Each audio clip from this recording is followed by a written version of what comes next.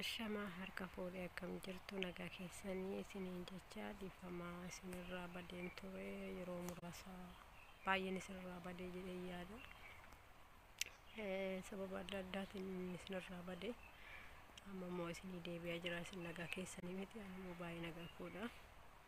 Isinirraa baduu koof immoo dhiifama isin gaafachaa. Akkam jirtu isin? Immoo viidiyoo kiyya baay'ee ilaalaa jirtanii namoonni gara keessatiin immoo maal taate chaanalarraa badde jettanii na gaafattan illee jirtu. Baay'ee galatoomaa na gaafachuu keessaniif jajjabeessuu keessaniif isiniin jedha. Namoonni baay'een immoo hin beektan illeedha. Namoonni hundi hin beekan malee namoonni baay'een hin beekanii sababa maal akka ta'e namoota hedduu isiniif ka akkinni akkuma gammachuun jiru gaddis jira.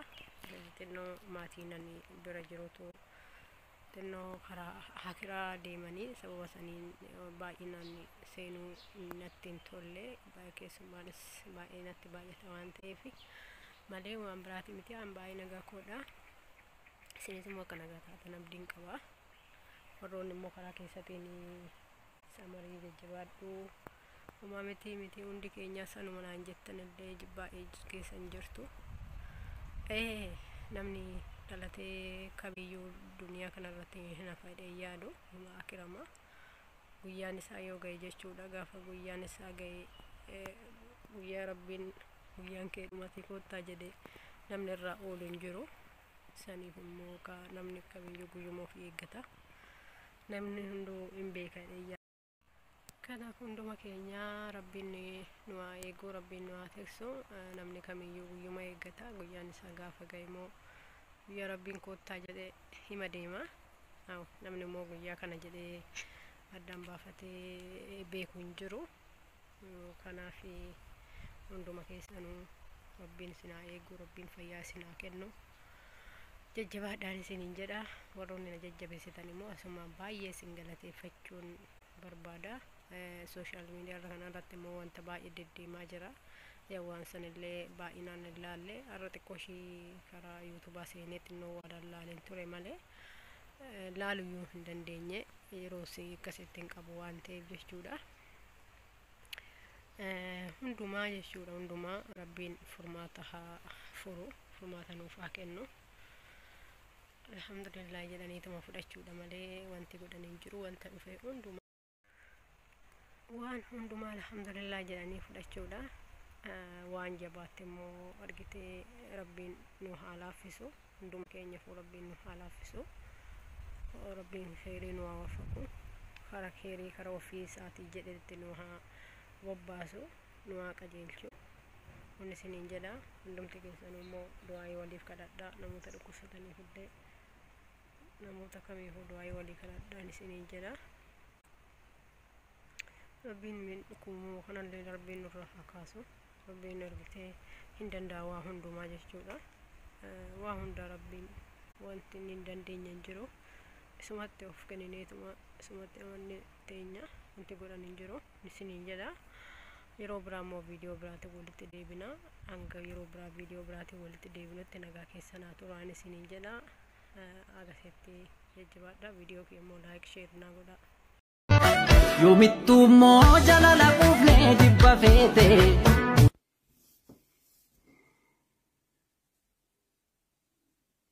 ኧረ ተውን በህግ አምላክ። ኧረ ተዋት ወሱሱን፣ ተዋት ነጅሱን። እኛ ይህን ነገር ትተናል ብለን ተናግሬያለሁ። ተው ፎዚያ ማልታተ ኮት ማልታተ አልጎተራ ይመስል ጥሩ አይደለም። ጥሩ አይደለም ማለት ይደብራል። ደስ የሚል ነገር አለ እሱ ላይ ፈና እንደዚህ ሴት ልጅ በአደባባይ እንዲህ ስትዝረከረክ ማለት እውነት ደስ አይልም። እንዲህ ያሉ ቪዲዮዎች እኮ ነገ ጧት ልጆች ያዩታል። አግብተሽ ትወልጃለሽ። ምን ብለሽ ነው ፕራውድ የምታረጊው? ለልጆቻችንም ለወደፊት ፊቸር ማያሳፍር ነገር ቢሆን ጥሩ ነው። እንግዲህ አትነጅሱኝ ነው የተቻለው ብያቸዋለሁ። አትነጅሱኝ አለ Kitaati fudhataan jirtu bar. What? Kitaati fudhataan jirtu. كوني ما حيوان يا كلب كوني سي الله كيف تروني تريد انا عارف على فاتن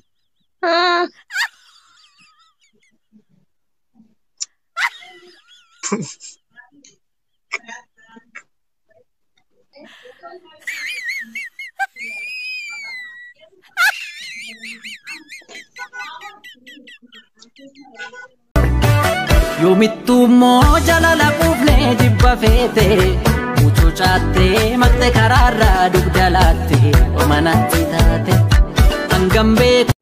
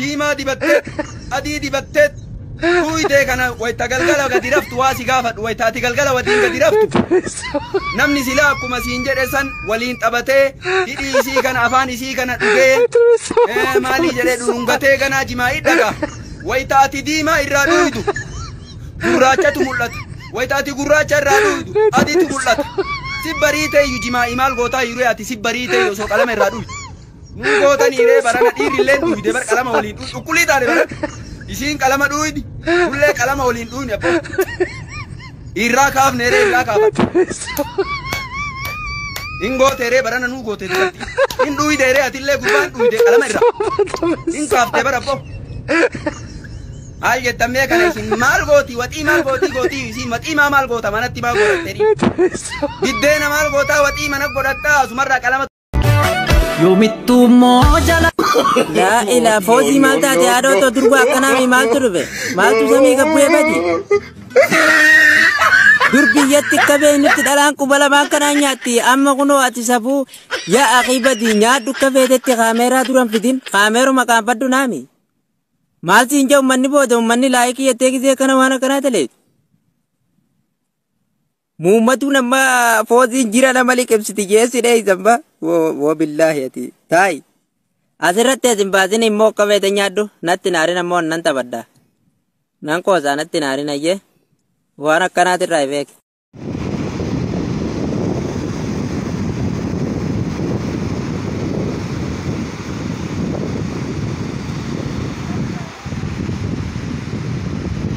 अरे गरम गरम रोटी बेली उनको खिलाएंगे दिन रे दोपहरी।